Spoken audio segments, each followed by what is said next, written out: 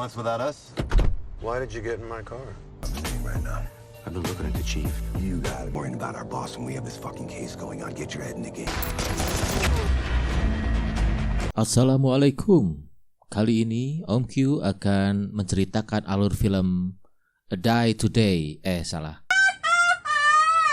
A Day to Die.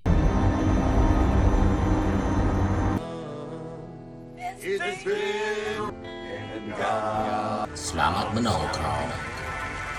Di awal film diceritakan sepasukan polisi yang sedang menangani pembebasan sandera para siswa dari sebuah gerombolan bersenjata yang dipimpin oleh Mason.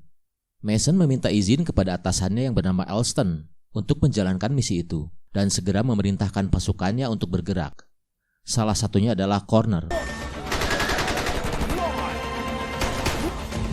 Negosiasi pun terjadi, namun salah satu gerombolan dengan tidak sengaja menginjak bahan peledak yang mengakibatkan terjadi sebuah ledakan besar dan memakan banyak korban, termasuk Connor.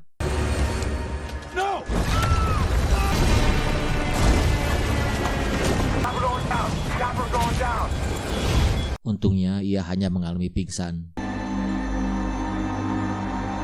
18 bulan kemudian, ketika Connor sedang bertugas, ia terlibat konflik dengan sebuah gangster yang berpengaruh di kota itu. Pada saat ia menyelamatkan seorang pemuda yang sedang diburu oleh gangster tersebut, ia berhasil menyelamatkan pemuda itu. Namun, salah seorang gangster mati tertembak olehnya dan membuat ketua gangster yang bernama Fetis sangat marah.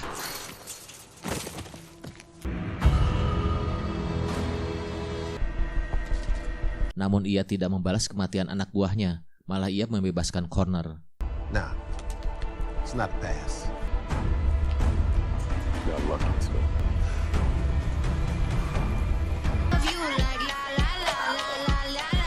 Fetis adalah seorang bandar narkoba. Ia sangat terkenal karena kedermawanannya. Atas kematian anak buahnya di tangan Connor, ia segera menemui dan memberikan santunan kepada keluarganya. Dan Fetis dekat dengan sebagian penguasa termasuk dengan Alston. Dari pembicaraan diketahui Alston akan melindungi bisnis Fetis, asalkan Fetis memberikan uang untuk dana kampanye pemilihannya nanti. Weleh oligarki nih kayak di negeri Wakanda. I'm expecting a large donation. Setelah kejadian penembakan anak buah Fetis, Connor dipanggil atasannya. Mereka menganggap tindakan Connor telah menyalahi aturan. Dan dia mendapat kabar bahwa pemuda yang ia selamatkan telah menjadi korban pembunuhan. Dan Connor diberhentikan untuk sementara waktu.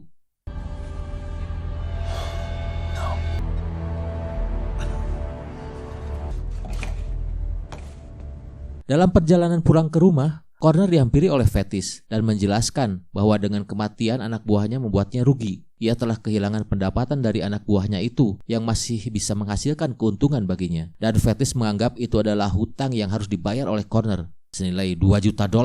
Kalau tidak, ia akan melaporkan pada atasannya dan mempublikasikan pembunuhan itu. Namun, Connor yang lagi kesal karena dipecat dari pekerjaannya tidak menanggapi omongan Fetis.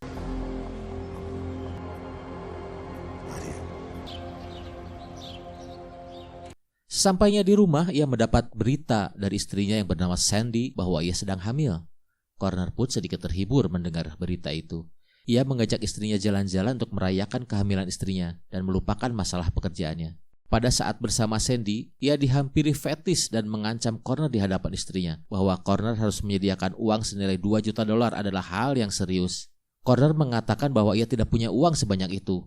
Fetis menjelaskan untuk mendapatkan uangnya, ia harus merampok gangster narkoba saingan bisnisnya. Kemudian ia memberikan sebuah alamat kepada Connor dan Fetis menculik Sandy sebagai jaminan. I don't have 2,000. Piece of shit. What's this?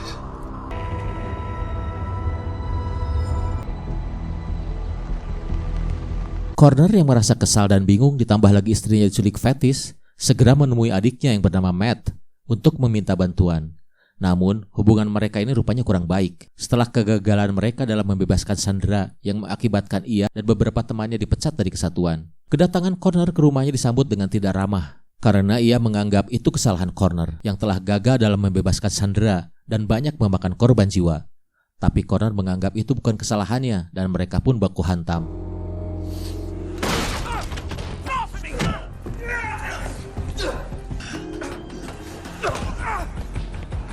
Setelah menumpahkan kekesalan dengan beradu jotos, Connor menceritakan masalah yang sedang dihadapinya. Rupanya adiknya ini merasa kasihan kepada Connor, dan Matt segera menghubungi teman-temannya dan juga teman Connor. Rupanya mereka ini adalah satu tim yang dibentuk untuk membebaskan Sandra yang kita lihat di awal film ini. Man, fuck you.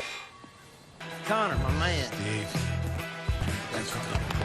Setelah berkumpul dan mendengar masalah yang dihadapi Connor, mulai dari pembunuhan anak buah fetis, penculikan istrinya, sampai perintah untuk merampok saingan bisnis fetis, mereka sepakat untuk merampok gangster lain dan menyerahkan uangnya kepada fetis dan membebaskan Sandy. Keperluan penyerangan pun disiapkan dan segera menuju gangster saingan fetis.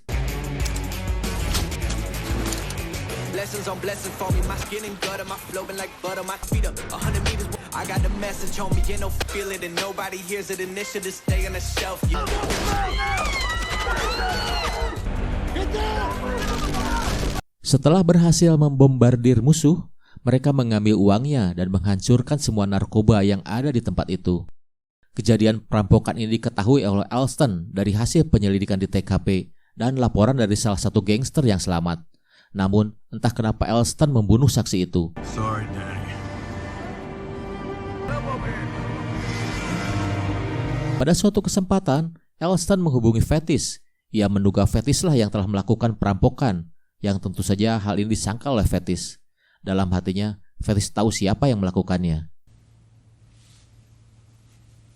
Kembali ke Connor dan kawan-kawan. Setelah mendapatkan uang hasil rampokan, Connor yang awalnya akan membagikan hasil rampokan rupanya ditolak oleh teman-temannya, dan mereka sepakat uang itu untuk pembebasan istri Connor yang sedang diculik Fetis. Connor berterima kasih kepada teman-teman yang telah membantunya. Ia segera menghubungi Fetis untuk bernegosiasi penebusan Sandy. Live. As you wish, Cap. Hello. Baby? I'm texting you the address. You come with any cops?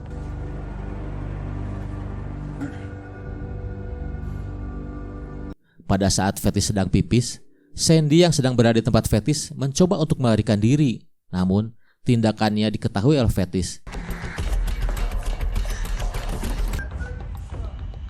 Shit!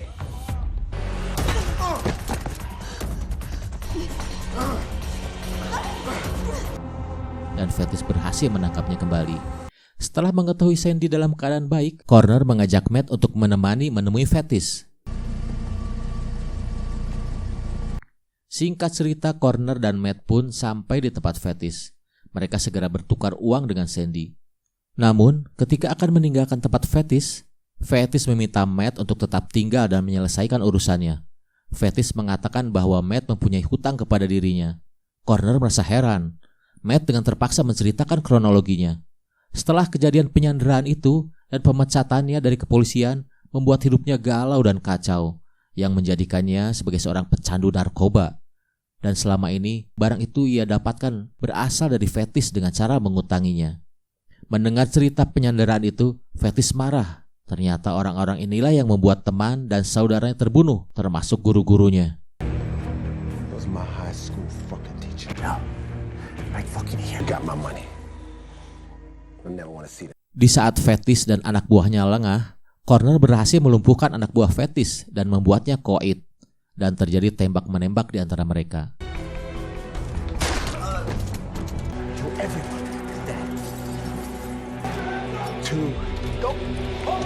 Untungnya Mason dan Dwayne yang sebelumnya merasa khawatir terhadap keadaan teman-temannya ini datang untuk membantu menghadapi anak buah Fetis. Setelah berhasil melumpuhkan anak buah Fetis satu persatu, mereka mencari keberadaan Fetis dan ditemukan ia sedang bersembunyi di sebuah ruangan dan membuatnya keluar dari persembunyian. Tanpa diduga, Fetis menceritakan kelakuan Alston yang melakukan korupsi hasil dari pelindungan bisnis narkoba selama ini, termasuk dari gangster lain. Fetis pun menceritakan uang Alston disimpan di salah satu bank yang akan ia ambil pada esok hari. Because I make money the same way white folks do? Yeah. And Austin will come down on you like hell. You working with Austin? The fuck do you know? I made that mother. I I need you to arrange transport. Fetis menawarkan mereka untuk bekerja sama mengambil uang tersebut. Mason dan kawan-kawan setuju atas tawaran Fetis. Mereka segera mempersiapkan perlengkapan untuk melakukan misi tersebut. Sedangkan Sandy diberi tugas untuk mempersiapkan dokumen keperluan mereka setelah berhasil nanti membawa uang rampokan dan membawanya keluar kota. Around me, I do everything in style. Keesokan harinya, misi dijalankan. Setelah mereka sampai di tempat tujuan, membuat Elston dan anak buahnya terkejut. Ia tidak menyangka akan mendapatkan serangan dari sekelompok orang yang tidak ia kenal, dan terjadilah baku tembak.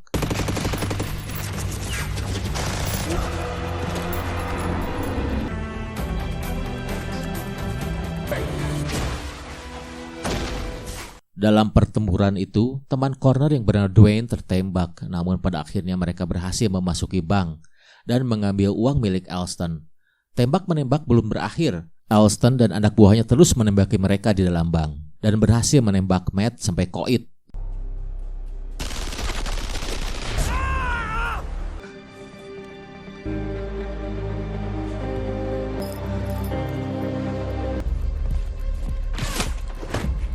Pada saat Mason dan kawan-kawan terdesak, Steve datang dengan mengendarai sebuah mobil. Ia pun melindungi Mason dan kawan-kawan untuk keluar dari peperangan itu.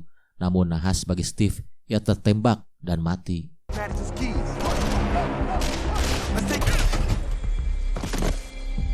Mason dan kawan-kawan berhasil meninggalkan tempat tersebut.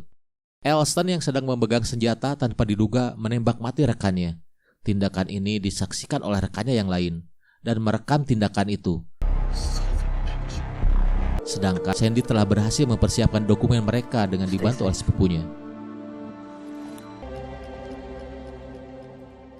Kembali ke Connor dan kawan-kawan, setelah berhasil meloloskan diri dan akan menuju airport, mereka dihadang oleh Elston dan anak buahnya. Mason menyuruh Connor dan Fetis untuk turun, yang di sana telah menunggu sebuah pesawat yang akan membawanya keluar kota. Sedangkan ia akan menghadang Elston dan anak buahnya.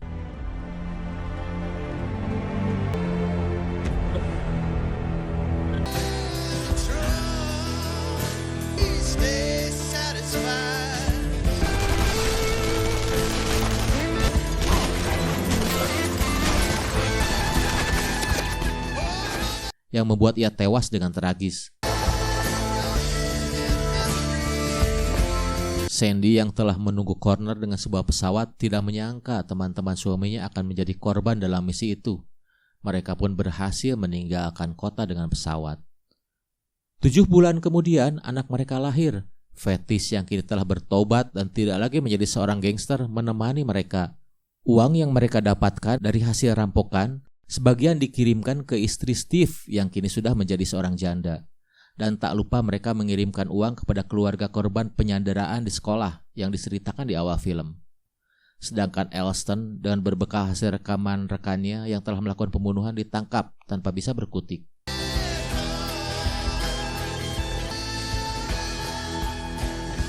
Pesan dari Om Q, uang dari hasil kotor walaupun digunakan untuk kebaikan tetaplah hal yang kotor. Semisal kita membuat kue bolu dari bahan kotoran, walau mungkin bentuknya cantik menarik namun tetap menjijikkan toh dan tidak bermanfaat. Wassalam.